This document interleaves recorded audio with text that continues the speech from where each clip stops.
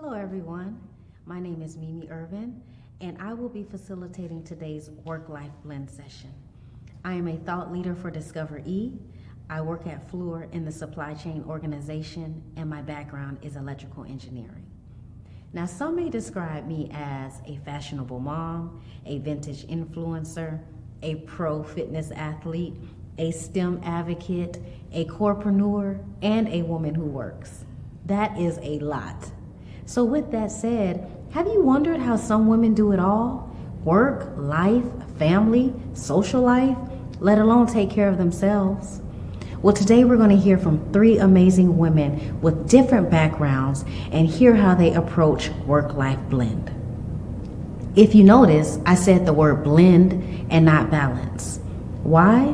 Because in real life, there really isn't a 50-50 balance. So how do you set expectations for you and for those around you to have a happy, healthy, productive life? Let's get right into it. First, we have Matilda Nylon. I'm excited to hear how international women handle work-life blend. Matilda is 29 years old from Sweden. She is a consultant at IBM working in the digital strategy and interactive department. With her experiences from large and complex projects, combined with her strong interpersonal skills, Matilda helps organizations succeed with their business transformation by bridging the gap between business and IT. Let's hear her story.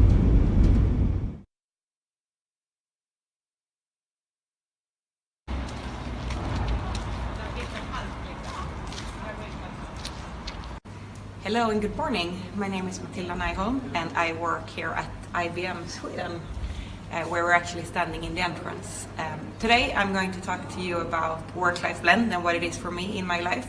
So I'm going to show you what it's like being 29 years old working as a consultant at IBM in Sweden. So follow me. So why did I choose to become a consultant? And how come I leave bed every morning when the alarm bells goes off? Quite early in life, I realized 3 things about myself.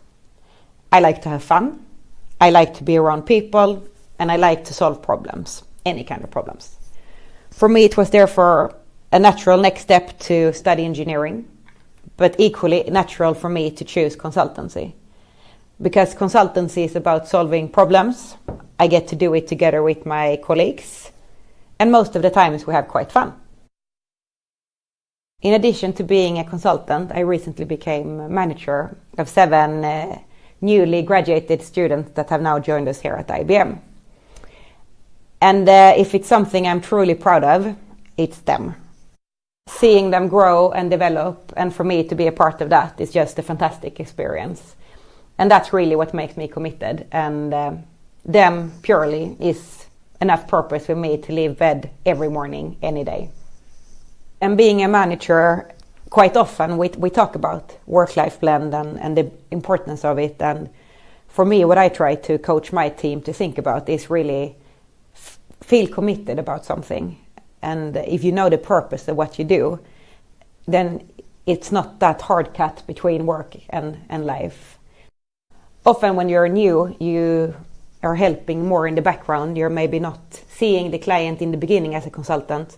And then it's very important to secure that the consultant helping in the background get the feedback loop and actually sees and understand the benefit of the work they are doing. Again, back to what we talked about before, that they see and realize the purpose of everything they do. Because that brings energy and that brings commitment. Today was a calmer day at the office, and then I took some extra time off to go out and have lunch with my colleagues. Some days I have more to do, and then it could be that I just go down to the cafeteria and grab a sandwich. And for me, it's quite similar to when you're a student, as many of you are now.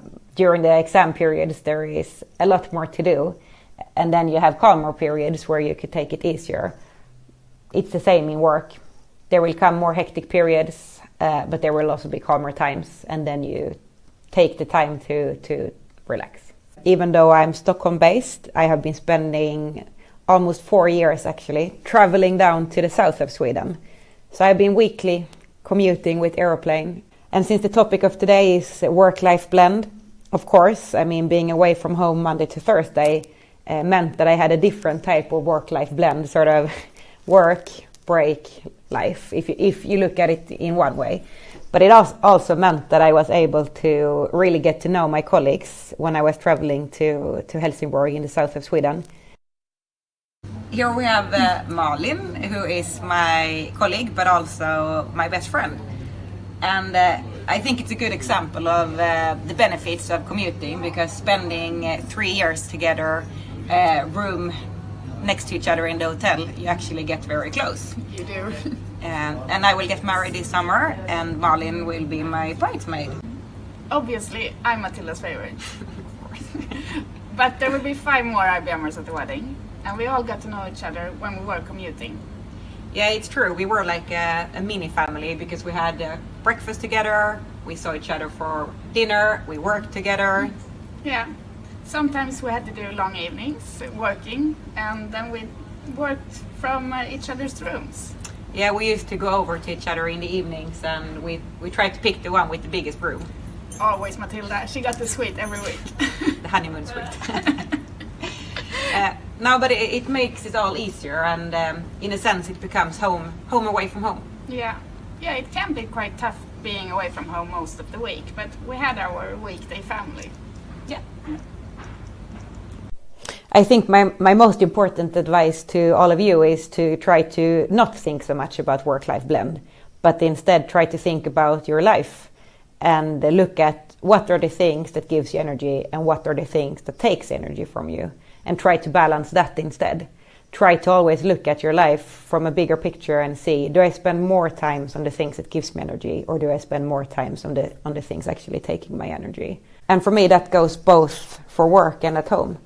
There will always be things that take my energy, in a sense, such as doing laundry at home, or I spend far too much time on my cell phone sometimes.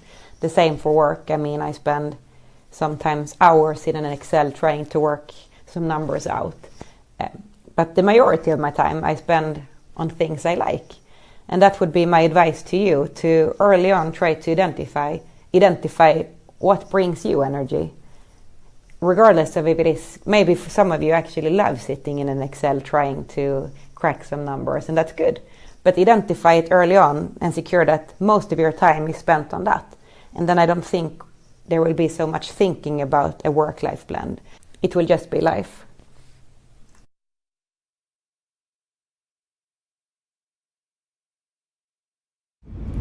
Next, we have Lisa Drennan. Lisa Drennan is a technical professional who recently transitioned into project engineering management at the KBR Wilmington Operations Center. Through KBR, she worked on various projects. She graduated from Widener University with a BS in mechanical engineering. Lisa also helped start the Young Engineers of Delaware in collaboration with the Delaware section of American Society of Mechanical Engineers. She is now serving her 8th term on the Group Leadership Committee for the ASME section and is the current chair. I'm excited to hear what she has to say. Let's hear her story. Hi, my name is Lisa Drennan. I am participating in this year's Global Marathon on behalf of ASME. Here's an inside look at my work-life blend. Before my career started, I always had this vision of the perfect work-life balance once I entered the professional working world. I thought that working in an engineering field would be just like a typical 9 to 5, and my life at work would be completely separate from my personal life. But as the years grew on, I realized that this wasn't the case at all. My perception may have been the case for some people, but it wasn't for me. My professional growth throughout my time working at KBR became muddled with people who I met at the office and eventually spilled over into my personal life. People who were colleagues, mentors, and some now lifelong friends. But how did they blend into my personal life? And how did I make those connections with people of similar interests? Networking. Networking was key. I took advantage of participating in the programs and activities offered through the company. I also was interested in learning about how to get more involved with programs for professional development outside of work. I achieved this through involvement with ASME, the American Society of Mechanical Engineers. This helped me build a network both inside and outside my workplace. And the senior engineers not only wanted to share their knowledge with me, but they wanted to learn from me as well. This created a safe environment for me to grow and learn, both professionally and personally. I often get asked, what's it like to work in a male-dominated field? Honestly, I'm just used to it by now. I personally feel both supported and empowered by my colleagues and clients. Recently, I took a trip to a DuPont plant and was inspired by this collage of articles dedicated to DuPont celebrating women in engineering. I thought that this was very empowering, not only to see that there are more and more females succeeding in their endeavors in this field, but also that the company is embracing it as well.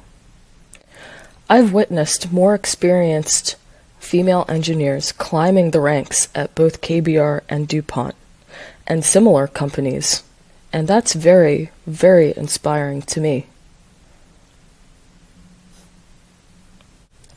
This helps motivate me as I prepare for my travels when my project work requires it. So I'm preparing for my upcoming business trip to Germany. I'm going to a vendor shop called SOM, and before I leave, as part of a requirement at the office, I have to fill out this total safety task instruction job safety form, just as a safety precaution. So it asks questions like, where am I going? What's my task description? What are the recognized hazards?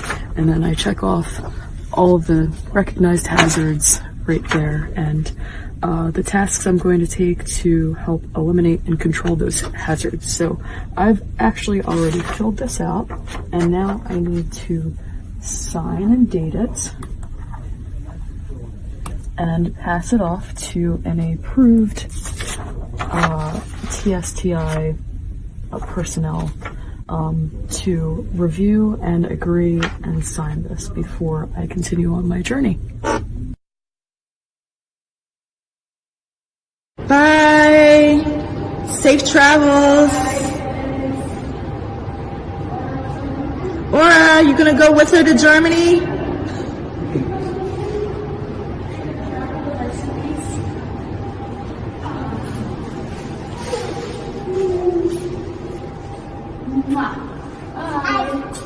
Yeah, say bye-bye. Bye. Lights, yes, lights. Yeah. It is sometimes tough to leave my family and friends behind, but they understand. The journey building these experiences make it worth it.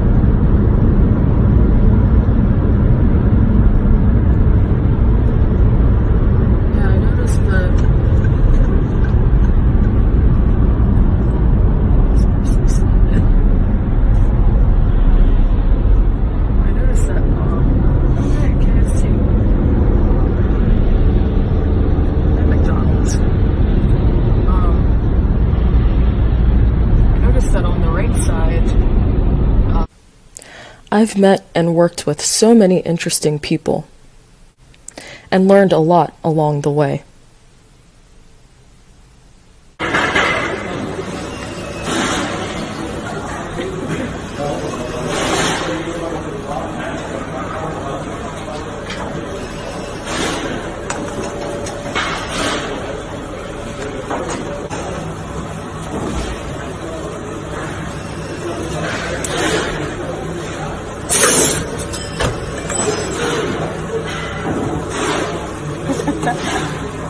How much should I get it for this one?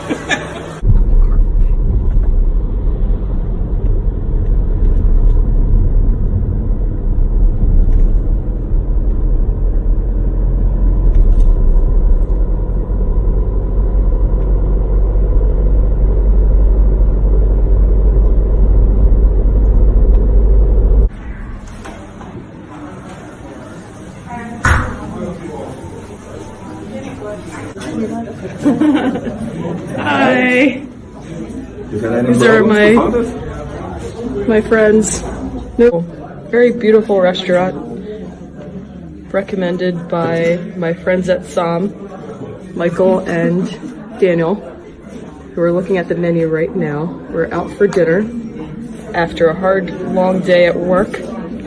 So we're at an Italian restaurant, and the menu is all in German. You didn't have a minute? Yes, please. You need help. Start to look. Yeah, okay, please. Just looking now. So, some of these words I can make out. Some fruits or... What would you recommend? Yeah, they have a nice antipasti plate or carpaccio. Pizza is nice. You can eat everything here. Everything.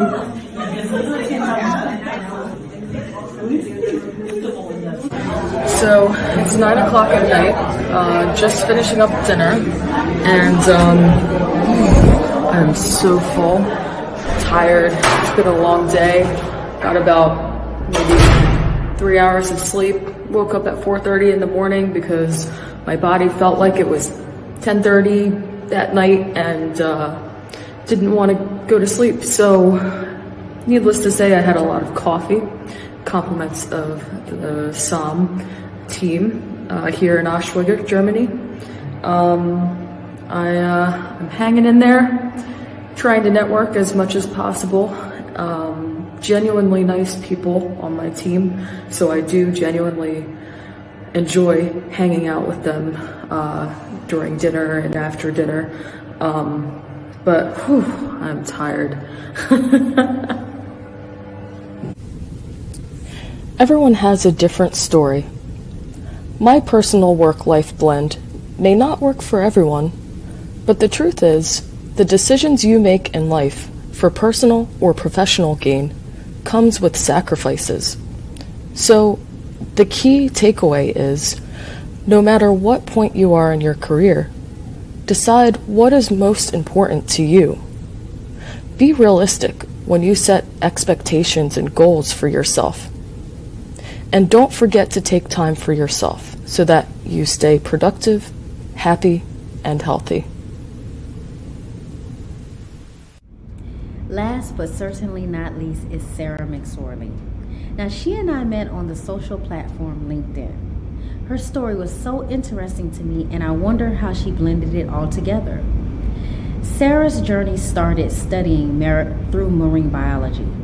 Now, realizing research wasn't for her, she moved into the science, education, outreach, and communication space. Over time, Sarah grew into leadership roles in higher education, maintaining her connection to science and the community by starting the Super Cool Scientist Project. It's a book series that celebrates diverse women in science, technology, engineering, and math. You definitely have to get this book. Let's hear her story.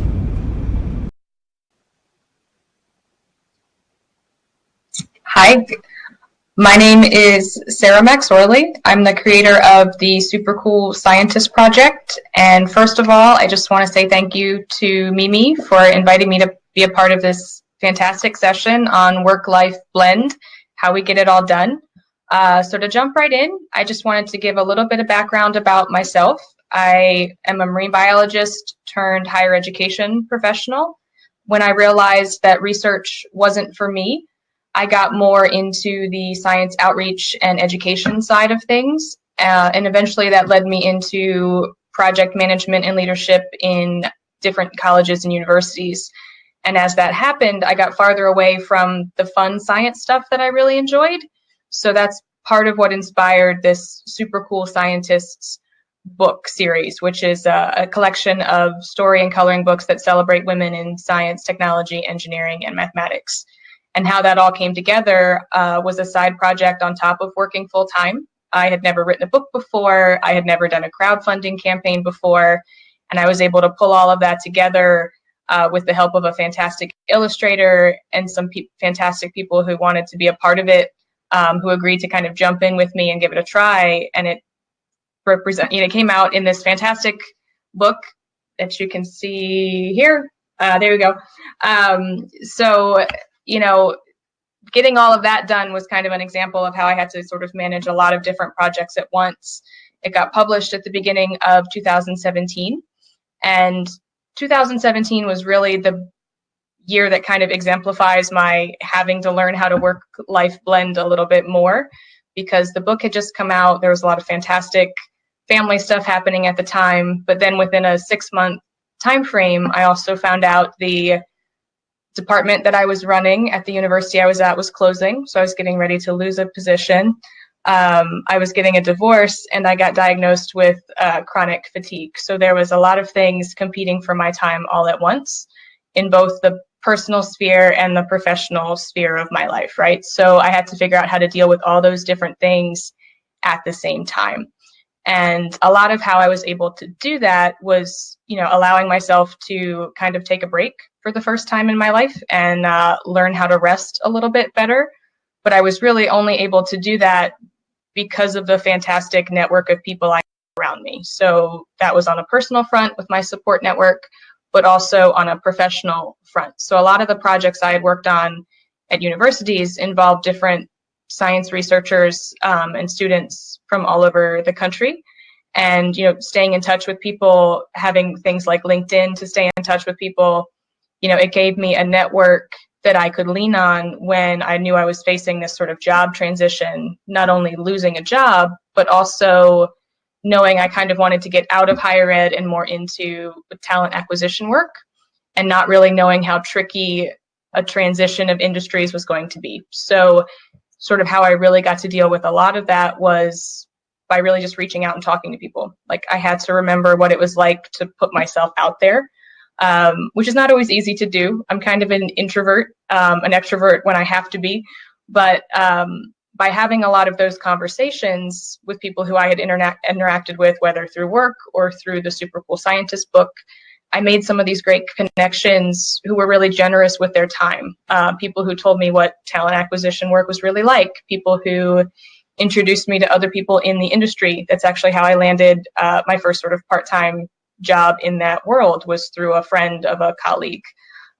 So sort of, I think it's important for us to remember that our networks are really an asset, but they take a lot of time to build, and you have to nurture them. And they're about relationships. So it goes both ways. So, even though you're taking help from other people, when you need it, it's important to remember that when it's a time that you can give back, we need to kind of do the same thing to pay it forward, whether it's to the people who've helped us or for sort of the people behind us coming up, right? So I think some of the biggest things for me was during that whole period of kind of craziness where it was sort of blending all these different pieces together, was really surrounding myself with good people, like in every aspect of my life. That was sort of what made it a little bit easier, and made all the pieces start to come together again. So, there's all kinds of tips like time management to get it all done, and using the bullet list method for my planner, like all that stuff's great. But I think, really focusing on the building relationships part was really the piece that was really critical for me. So I think, I don't know that I want to call it advice, but like, some of the things I wish people had told me or that I maybe paid attention to a little bit more earlier in my career, sort of as I was entering things, was really to start building that network early and doing it intentionally. Finding those mentors, finding those advocates, and also nurturing your personal support network for when you need it, because you never know when that's going to happen. And then also learning how to say no, I think, is a skill that's important really early on. And the sooner you can learn that, that can help sort of manage your stress when you're in professional situations. And then for folks who are already in the working world, like for me, sort of recognizing everything it takes when you have to pivot, right? So change is going to happen, and realizing that you have everything you need to handle a transition, but sometimes you have to think about things a little bit more creatively, and knowing that it's okay to put yourself out there, and that's what you've built the network of people around you for, so to use it. And then, also to really remember to make time for yourself. So, self-care means a lot of different things to different people, and that's okay. But finding whatever it is for you to recharge, I think is really important for us as we're juggling all these different things, both professionally, personally, whether it's family or health or whatever, whatever it is that you need for yourself, I think is really, really important. For me, a lot of that was writing. So during this weird period of job ending, unemployed, moving, all of this different stuff, I threw myself into my writing, and I did a second volume of Super Cool Scientists, and also a much more personal chapter in a book called 20 Beautiful Women, kind of about the personal side of that experience. But giving myself something else to focus on was really helpful to me, but it kind of did blend it all together because it's all happening at once. You can't separate one from the other. So I think, if I were going to give myself any kind of tips, or like if I had been listening to them, that's kind of the stuff that I've pulled out of the experience that was most important for how I got through some of that I think might be helpful for other folks to think about as they're kind of entering the space where they're trying to figure out how to blend things a little bit better, because I don't think balance is really the right word.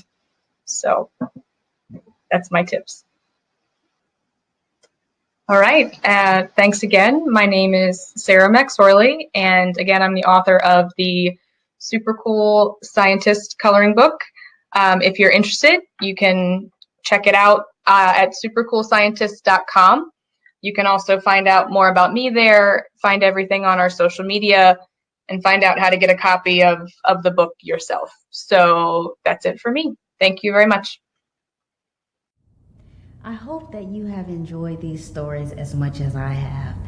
All these amazing stories. I hope that you were able to take away some nuggets from it. Remember, what may work for someone else may not work for you, but it's finding that sweet spot to blend it all together. Thank you for watching Discover E Work-Life Blend series. My name is Mimi Irvin. Have a great day.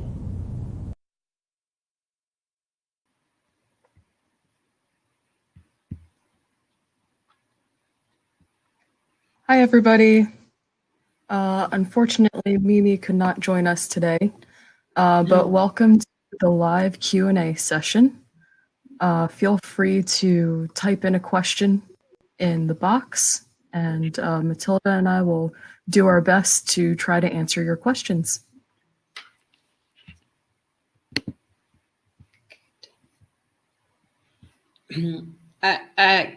I got a question on chat, actually, which I can maybe start with answering from Leslie about what gives me energy and what takes away energy.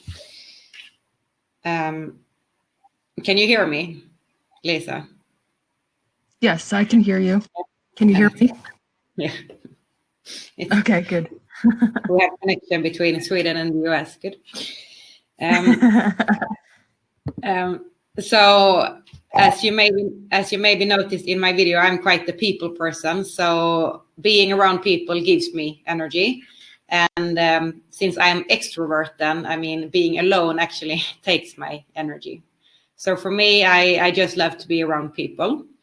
Things that can take energy from me, it could also be, I've noticed a little bit with age, not that I'm super old, but I actually had a few friends that took my energy as well, also from a private perspective. I have a few colleagues and a few friends that I started to notice they actually took energy from me and used maybe the fact that I am nice and say yes to things.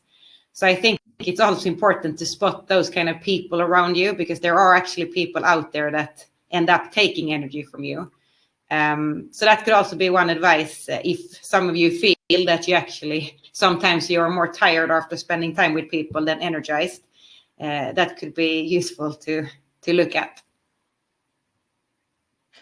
Yeah, I'd have to say I've come across that as well. I also love being around people. However, there are those people who do take energy from you, and you have to make a decision in life. So unfortunately, you have to cut out the negative energy that really impacts your personal health and your life.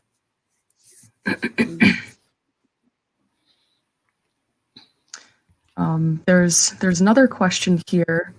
What are the top 2 things that you need to have for work-life blend, and why? That's a tough one. Top 2. What do you think, Matilda? I think I need to have top.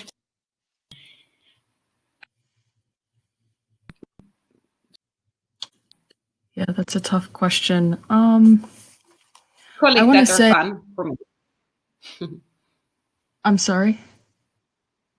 I think I said colleagues at least as my one of the 2 that are fun. Yeah, I would have to say a good support system. I've made a lot of good friends along the way, and I wouldn't be where I am today without my family and my friends and now colleagues and mentors to help support me along the way. I think I also agree with that, and my fiance have been really supportive as well. I think like having supportive family and friends on the private side is really important. I mean, especially like also you, Lisa, traveling quite a lot. I mean, it takes a supportive family, I think, and you need to also have a good relation, or you need to be agreeing with each other, I think, a lot in order to survive all the traveling. Right. Yep. Agreed. There is another question here. How do you balance kids with work? I actually don't have any kids per se of my own. The beautiful young lady you saw in my video was actually my goddaughter, and technically my cousin. I obviously don't want to be away from her for a very, very long time, so I do try to do what I can to incorporate her into my life, and we can do that by FaceTime. She loves to do FaceTime.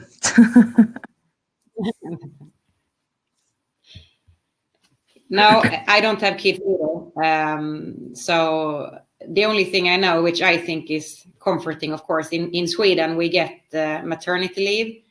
So I actually get 365 days off paid to be home. So that I think is a good 365 days. Wow. Yeah, it's different over compared to the US. And I think it just depends on the for too. No, I mean, in Sweden we are quite lucky with that. I mean, you get the maternity leave, but then you also have. I also have a lot of possibilities to take, like go down in time and to have this flexibility.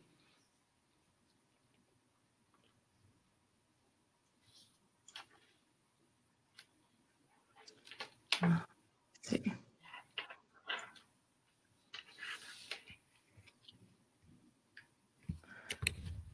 I think you already may have talked about this, This question is to you, Matilda. Being engaged, congratulations, and communicating forth definitely can be challenging in a relationship. I think that is why some women opt not to take assignments. What advice would you give them if they are considering it?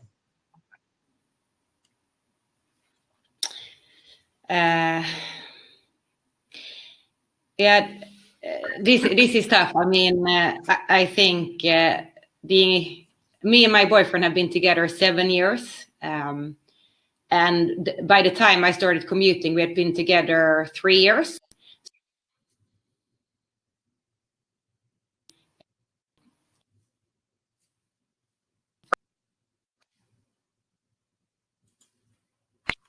We're a little bit more maybe on the same path. So for me, it made sense. And I, of course, checked with him before, and he wanted to support me. But it also means that I needed to be supportive during the weekends, for example, because I came home back to Stockholm, and then I expected him to spend time with me. But he, of course, also still wants to spend his weekends with his friends. So we had to compromise both the ways. I mean, I also needed to respect the fact that when I was home, it was not 100% focused on me. He actually wanted to have a life as well. So I think it just is from both the perspectives. You are away, but you also need to respect the person that is actually allowing you to be away, and respect his or hers point of view.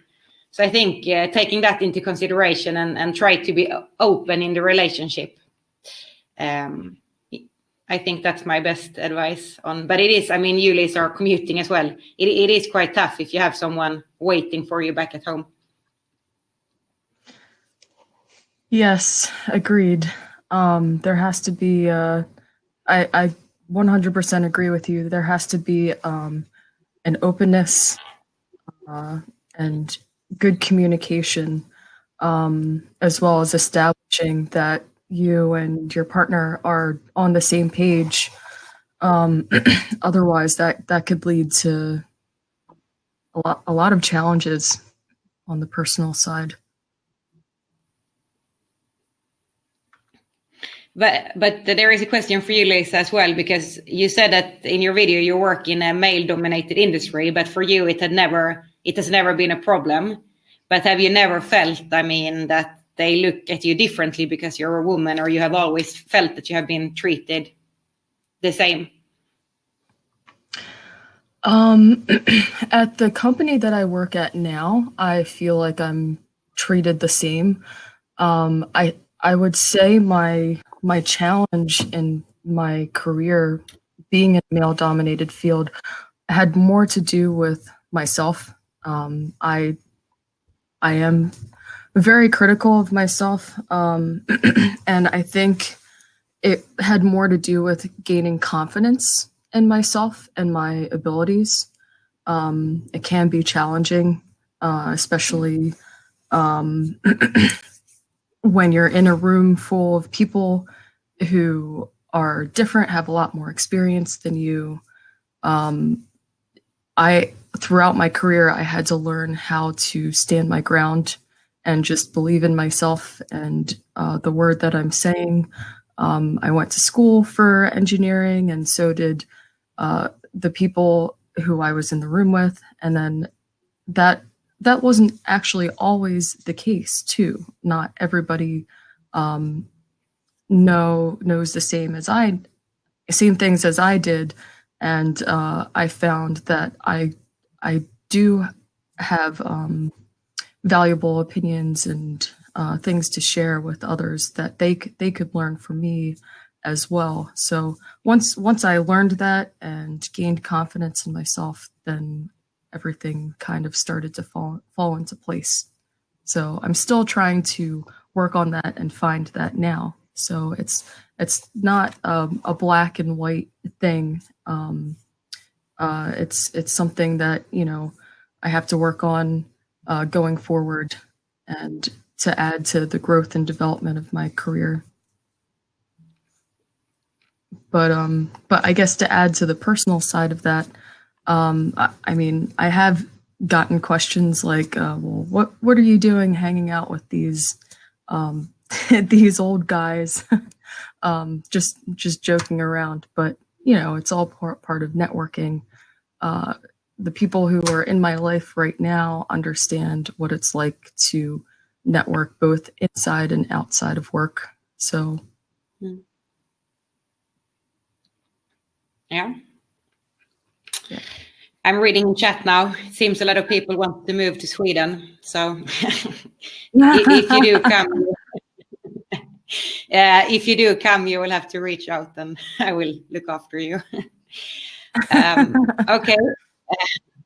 I got another question here. In my video, I talked about that I found that I look at it more as life, and I seem to have gotten a good blend. But the question is, can you give an example of a moment when you felt that you didn't have blend at all?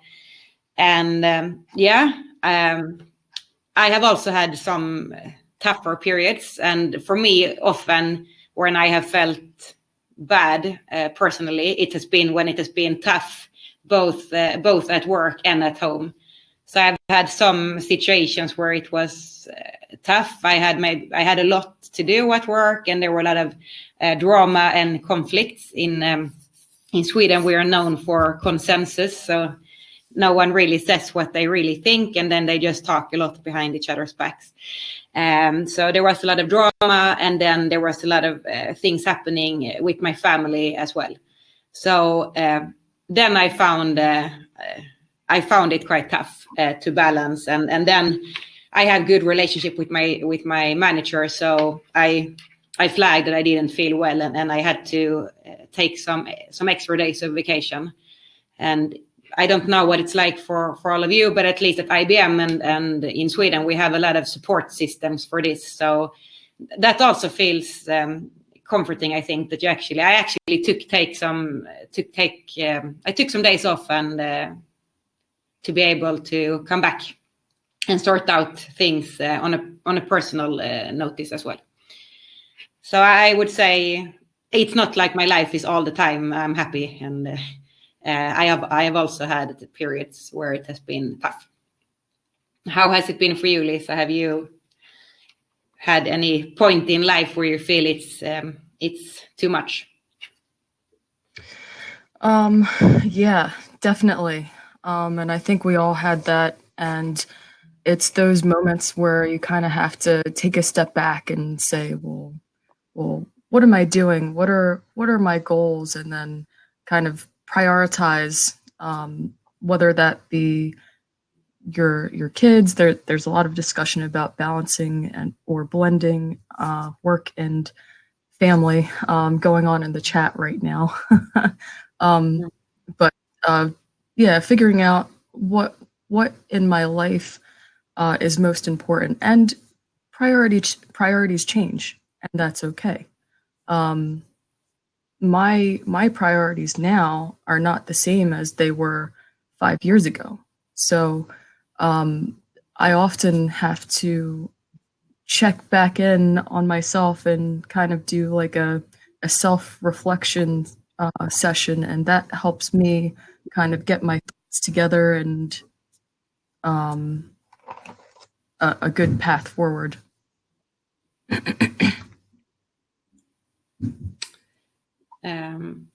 I saw now also here on chat then that there were some more questions about Sweden. I'm happy you're interested in Sweden.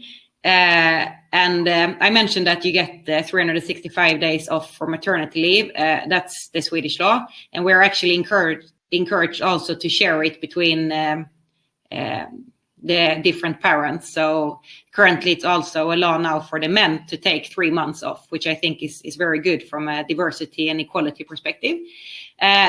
Having the option to reduce hours, I mean, that's not the law. That's something that we have here at IBM, or that you could have that opportunity if you feel like it. For example, I see a lot of you have kids, and that it's tough. And I mean, I'm sure it will be tough as well for me when that time comes. So that's something that is from an IBM perspective. It's not the Swedish law to get reduced hours when you get kids, even though it sounds actually like a good idea for a law. What is it like for you there, Lisa, in the US when it comes to having a family, and do people respect the fact that it's tough for the parents, or how does it work for you? I mean, to be brutally honest, I mean, it is different in the US. However, depending on the company that you're working with and the environment, it's definitely manageable. I can't speak from experience, but I do have colleagues and friends who both work and have a kid. They're able to do it, and they're living a very happy life. One of my mentors at my company, she had requested to be put on a project where travel isn't required as much, and she hasn't traveled for the past 2-3 years. So I think it just definitely depends on the time and place, your project demands, and also the requirements of your company. There's another question here from Saray Clark. Wonderful session, ladies. Thank you very much. Lisa, you mentioned you do a lot of traveling for work. Do you prefer to travel or stay in the office? Do you find it hard to balance both when your job demands to travel frequently? I want to say that traveling is more fun for me personally. I do love to travel. I know some people don't. I know some people would rather leave that to others because it does take a lot out of you. It is tiring depending on where you're going, and if there's a different time zone change that you're going to. It was difficult in the beginning, but then once you get used to it and kind of figure out your groove, I found it to get a lot easier. Being in the office, sometimes I do enjoy just being able to be home. To run the washing machine. How about you? Do you travel a lot, or I guess you wouldn't want to leave Sweden, right, Matilda? No, I mean, before when I was my previous project, I was responsible for rolling out the new e-commerce site globally. So I actually went to 14 countries around in Asia, in the US, and then mainly in Europe. But I agree with you. I mean, I love to travel and to visit the new countries and meet new people. So that was really fun, and I'm really happy I got the opportunity to do so, and especially in this period of life and I am in now. Then, of course, I mean, sometimes when there are problems or you come to a hotel and the pillow doesn't suit your preferences, of course, it's sometimes tough to be away. But I think you get more out, or I get more out from traveling than what I think it takes. It gives me more energy than taking my energy. So I love it. And yeah, and it's nice to see different cultures and just meet the different types of people. And I think that really have made me grow as a person as well, and given me this different way of looking at life and the world. So I like it a lot. Right. Same. I agree. I guess the only downside that I can think of is just missing out on things. Just family and life. My friends, they have kids who are now 3-4 years old, and I feel like I blinked and the time just passed. So that would be the one downside, I guess. But other than that, I love to also explore and immerse myself in the culture. I guess to add to that, there's another question here that on travel. You travel extensively. You mentioned being tired in some instances. how do you take care of yourself being on the road so much, with trying to pick the right foods, exercising, meditating, etc.? So that is a really good question. If you can't sleep on the plane, which it is sometimes hard to do, just be realistic. Listen to your body. For me, if I don't exercise, I feel myself getting more sluggish. So that's just for me personally. I have to try to incorporate some type of exercise regimen because it improves my mood. I feel great after I exercise, decreases my blood pressure, and things like that. So there are times when I'm traveling with a group of people and there might be 10 people meeting up at a restaurant after work, hanging out, and I have to say, hey, I need to go to the gym, and they all understand that. I'll see you later. So I don't remember if this was you, Matilda, or one of the other speakers who mentioned this in their video, but learning how to say no is what was important and helped me kind of establish some guidelines for myself to take care of me. I'm still struggling with that, I must say. So I wish I said no and went to the gym when I am traveling, but I quite often say yes, and yeah, and then I have some problems. Yeah, and I mean also I don't know what it's like for you, but when I'm traveling quite a lot, that's my weekly routines. But then when you go with other colleagues that maybe are away, maybe people that actually have family and this is a one-off, then they always want to make the most of it. And for me, then being quite easy to persuade me into sort of tagging along. So then it's more tough for the people that do it on a more routine basis, and the people that are maybe off once every third year, they want to go all in. So I admire you for having the ability to say no. I definitely need to work on that. Thanks. I want to say if sometimes I can't fit it in after, like at the end of the day, then I'll try to wake up an extra hour early if possible. I'm not a morning person, so that doesn't always work, but that is another option. Let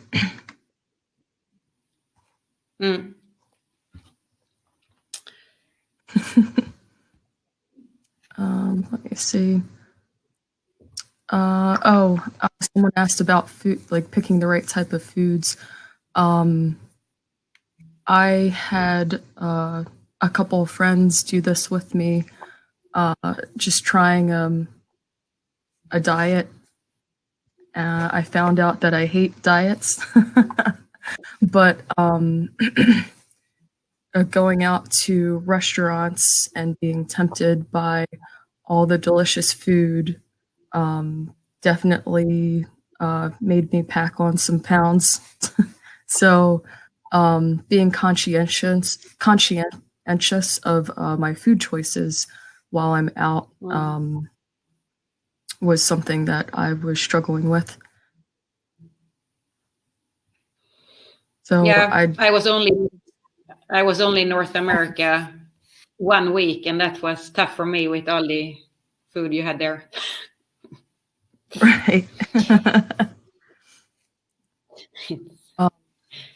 One trick that I did was not to eat the bread that they put out on the table. So that used to be my downfall, not so much anymore.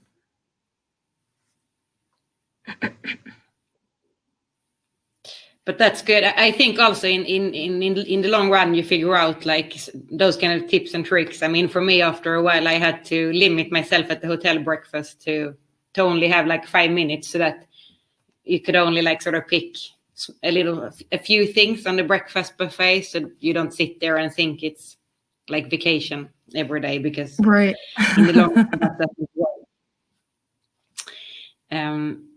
There was also a question now to you, Lisa, because about networking, and that some of your colleagues actually transitioned into your personal life, and you started to do things also privately. You said also that you think that's necessary. I mean, do you recommend that you sort of blend personal life and work life, or how do you look at that? I mean, I'm not recommending that everyone does that, because it's not for everybody. But by all means, if you click with somebody and become friends, I don't see any issues with being friends with them, both inside and outside of work. I've met some people inside of work, and we do keep our work life and personal life separate, even though we work at the same company. We still keep in touch, and those people who I've remained contact with have since left the company or come back. And in times where work is slow, I have friends outside of work who I can reach out to and say, hey, how are things going at your company? Are you looking for someone? And there have been times where people have said, oh yeah, we're looking to hire somebody. And that, that's where being friends with someone and networking goes hand in hand. So from that perspective, yes, I would recommend don't burn bridges is all I would say.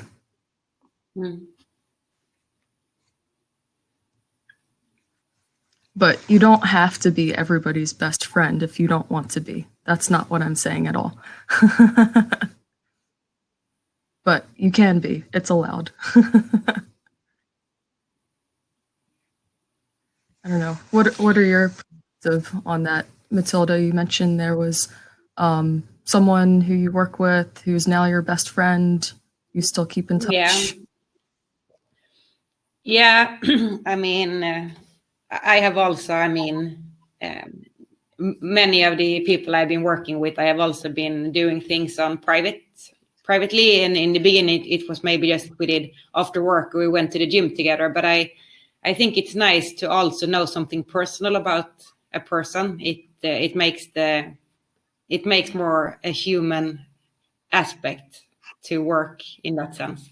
And I mean, you saw on the video, you saw Malin, my then bridesmaid and my best friend. So I'm super happy for her. And it's also fun to come to work knowing that you actually have friends here. And I think also when we talked about blend, sometimes maybe if you go for a lunch, you don't only talk work, you can also talk about private things. And if something happens in your private life, it's also nice to then know that you have friends, not only colleagues here.